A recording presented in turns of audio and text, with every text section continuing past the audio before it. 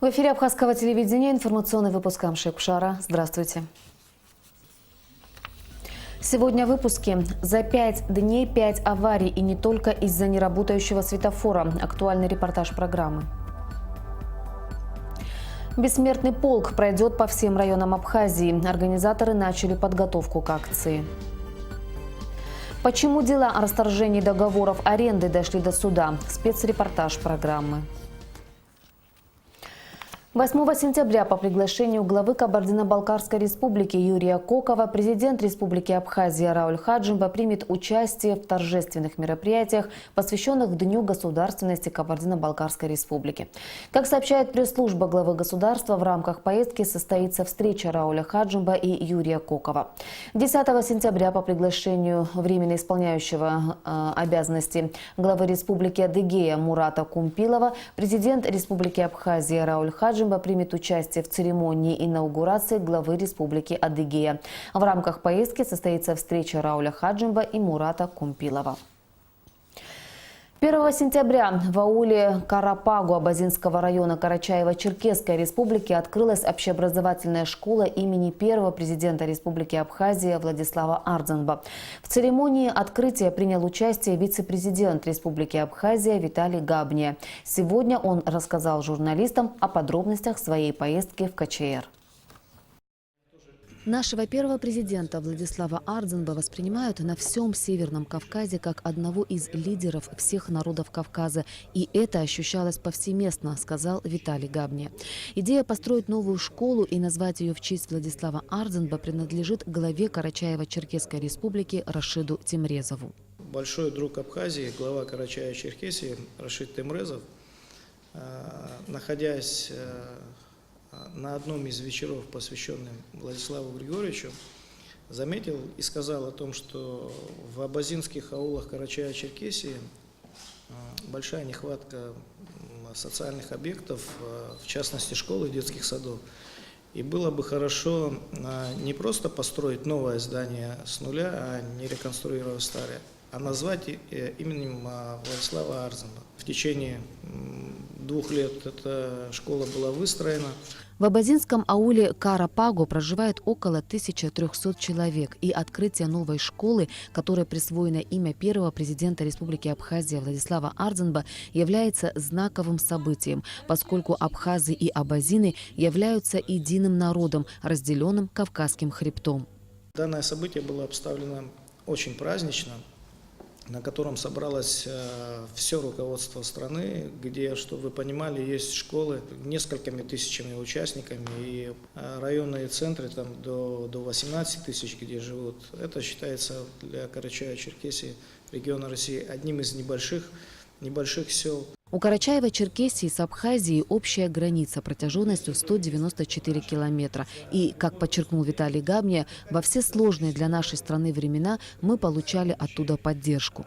Вице-президент также сообщил, что в рамках поездки состоялись встречи с лидерами КЧР, где обсуждались вопросы национального характера, которые на Кавказе стоят остро во все времена и в Карачаево-Черкесии в том числе. Мы можем быть полезны и помочь нашим братьям Северного Кавказа, поскольку невозможно выстроить успешную республику в рамках общей Российской Федерации, если каждый этнос будет тянуть на себя в отдельности. То есть они все могут достичь успеха, только понимая, что как бы контур и общность у них должна быть единая. В этом смысле я встретился практически там с национальными лидерами, где мы говорили на одном языке. Мой посыл был услышан и был понятен, поскольку наша уникальность заключается в том, что мы единственные со всего черкесского мира, которые находятся на своих исторических землях, обладая полной суверенностью. В Карачаево-Черкесской республике с особенной теплотой относятся к нашему народу и нашим лидерам. По словам Виталия Габния, здесь чтят и помнят Сергея Багапш, который, будучи президентом Абхазии, 3 раза посещал Карачаево-Черкесию. С большим уважением относятся к нынешнему президенту Раулю Хаджимба. Кстати, поездка главы Абхазии в Республике Северного Кавказа ожидается в ближайшие дни. Сегодня рано утром на перекрестке улиц Леона и Ардзинба произошло дорожно-транспортное происшествие. Легковой автомобиль врезался в маршрутное такси, в котором находились пассажиры.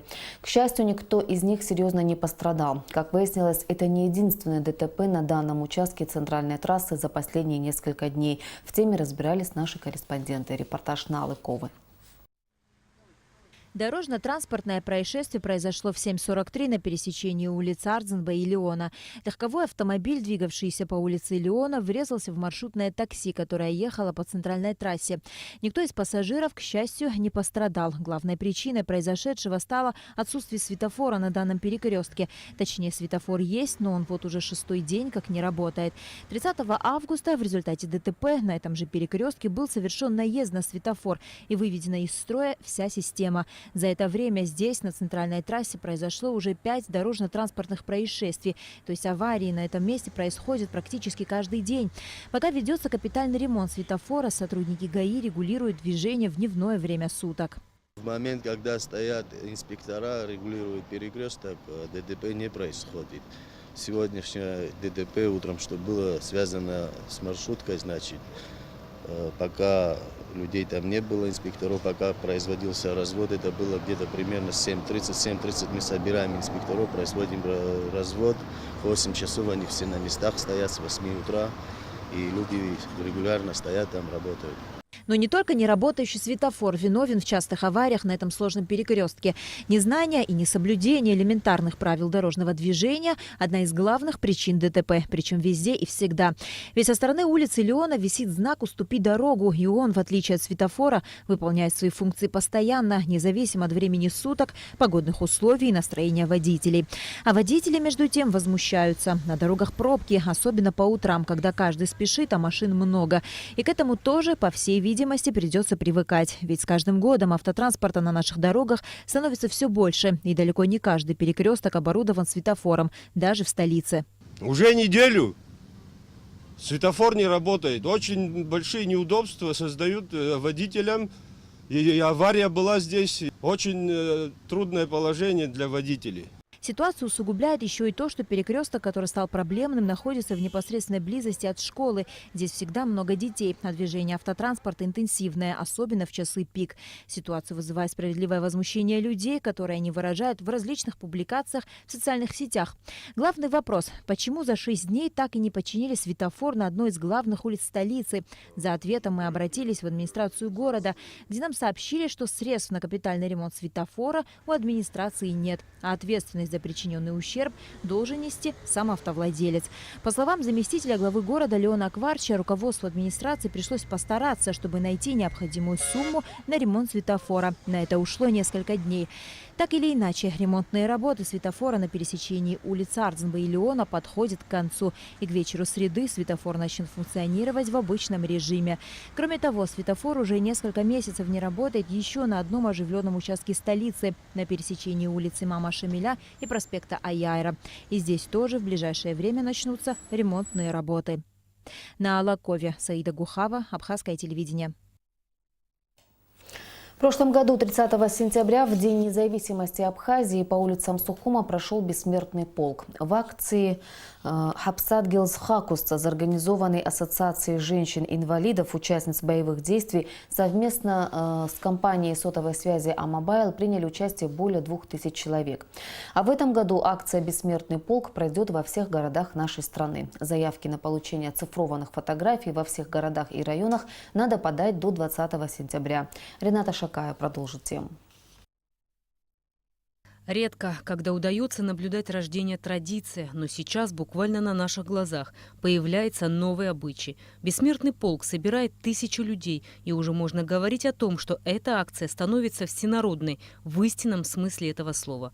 Празднование Дня независимости не просто получает новую форму, но и обретает совсем новое, важное для страны значение. Основная функция пунктов приема заявок в этом году заключается в том, что до 20 сентября у всех желающих есть возможность прийти в эти пункты, оформить заявку, внести свои данные, фамилию, имя, отчество, номер контактного телефона, оформить заявку на печать фотографий новых. помимо того, что мы раздадим все фотографии, которые были сделаны в прошлом году, можно будет также оформить заявку на печать новых фотографий. Для чего это делается? Есть семьи, в которых члены семьи живут в разных городах, и тем не менее они хотят принять участие в акции.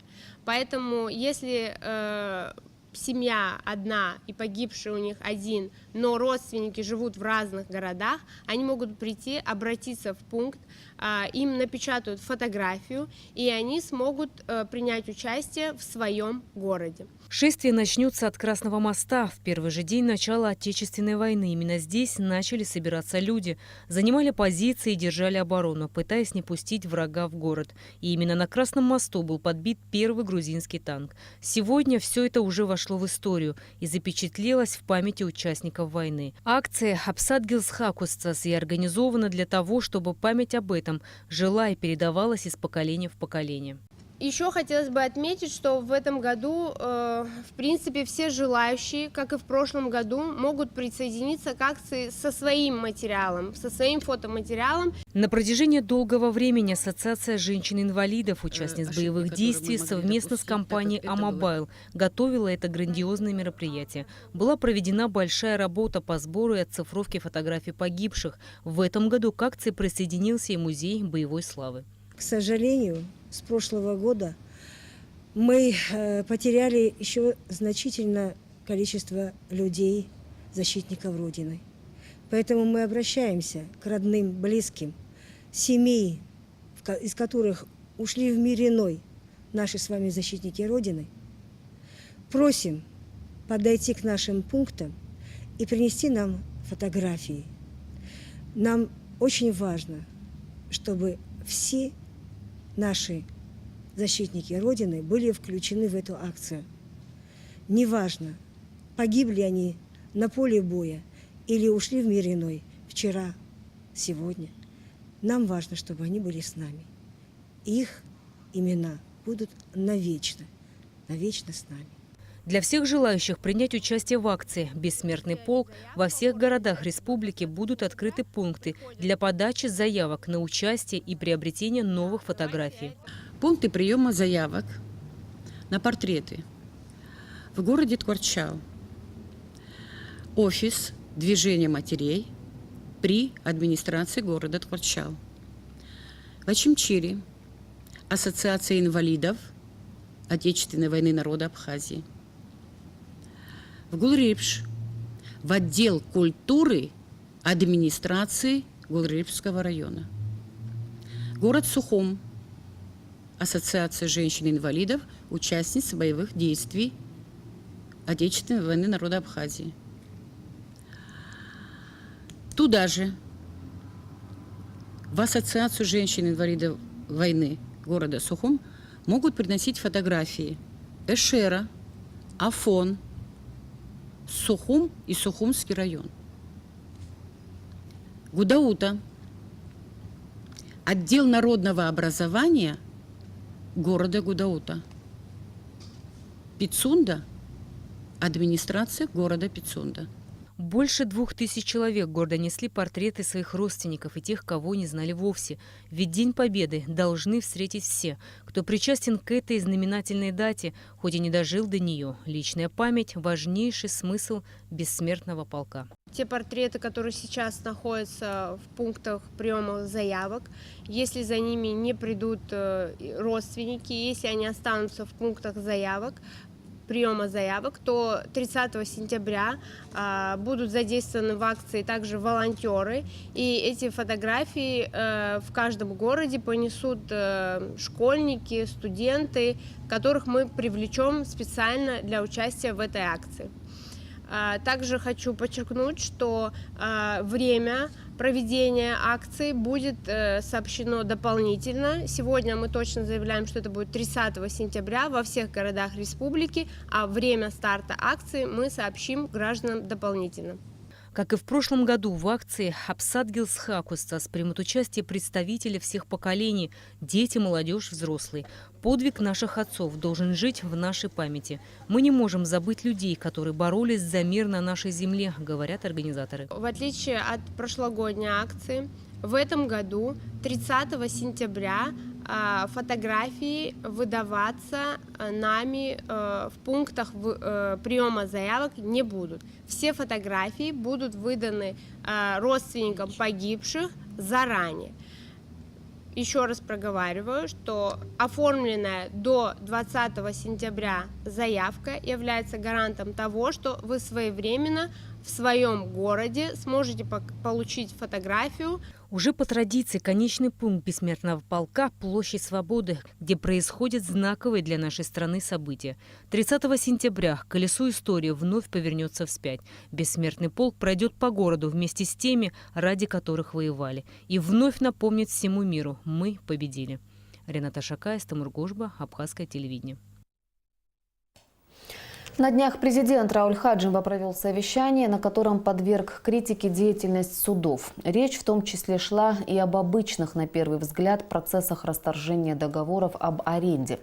Как получилось, что дела о расторжении договоров аренды дошли до суда? В этом пыталась разобраться Нисфа Аршва. Несколько дней назад президент Рауль Хаджимба провел совещание по вопросам работы судебной ветви власти. Глава государства очень жестко раскритиковал работу судов всех инстанций, которые, по словам президента, выходят за рамки своих полномочий, а прокуратура слабо надзирает за происходящим. Рауль Хаджимба привел примеры принятия странных, порой противоречащих здравому смыслу решений. Вот последнее время мы проигрываем решения, связанные с недвижимостью по школе, которая раньше была грузинской, сегодня перед 14-й школой. Слушайте, кто вообще дал право передавать в аренду школьные помещения? Детские сады. Вы от этого не исходите? Сегодня мы проигрываем очередное дело по Пицунской теме детского сада. Слушайте, взяли, отрезали, как говорится, кусок земли от детского сада и передали каким-то коммерсантам. Да не каким-то, а известным коммерсантам.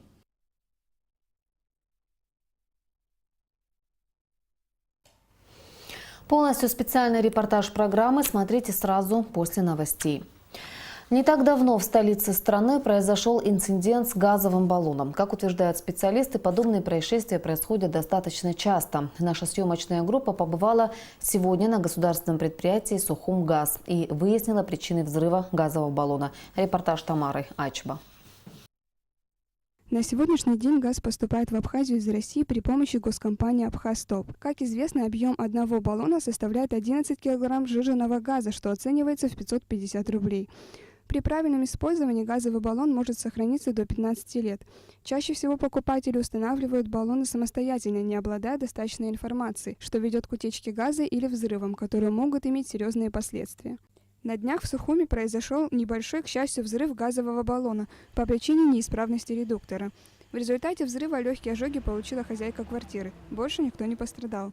Газовый редуктор является важным элементом газового баллона, который отвечает за понижение давления газа или газовые смеси на выходе из какой-либо емкости. Как говорят специалисты, определить брак можно лишь при использовании газового баллона. Они обращаются к населению с просьбой внимательнее относиться к газовым баллонам и устанавливать их в нужных местах, соблюдая меры безопасности. Пользуясь случаем, немножко наши граждане халатно относятся к нашим газам, так, одним словом. Когда они приобретают, хотя бы должны знать немножко меры технобезопасности.